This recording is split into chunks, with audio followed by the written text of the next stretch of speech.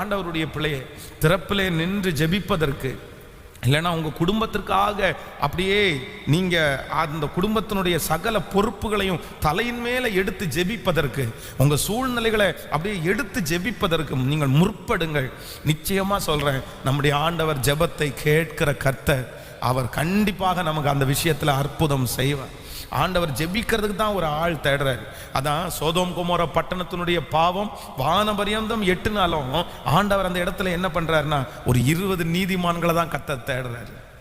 ஒரு 20 நீதிமான்களை தான் தேடுறாரு. ஒரு 10 நீதிமான்களை தான் கர்த்தர் தேடுறாரு.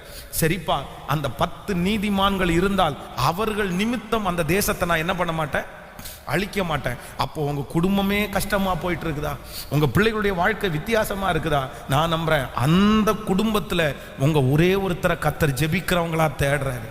உபவாசம் இருக்கிறவங்களா கர்த்தர் தேடுறாரு. வல்லமையாய் திறப்புல நின்று ஜெபிக்கிறவர்களா கர்த்தர் தேடுறாரு. உங்கள் நிமித்தம் உங்கள் குடும்பம் காப்பாற்றப்படும். உங்கள் நிமித்தம் உங்கள் பிள்ளைகள் காப்பாற்றப்படுவார்கள். உங்கள் நிமித்தம் அங்கே இருக்கிற சூழ்நிலைகள் சாதகமாய் மாறும். ஏனென்றால் ஜெபிக்கிற ஒரு மனிதன், திறப்பிலே நிற்கிற ஒரு மனிதன் கர்த்தருக்கு தேவை. அந்த மனிதனின் நிமித்தம் கர்த்தர் பட்டணத்தையே பாதுகாக்க வல்லவராயிருப்பார்.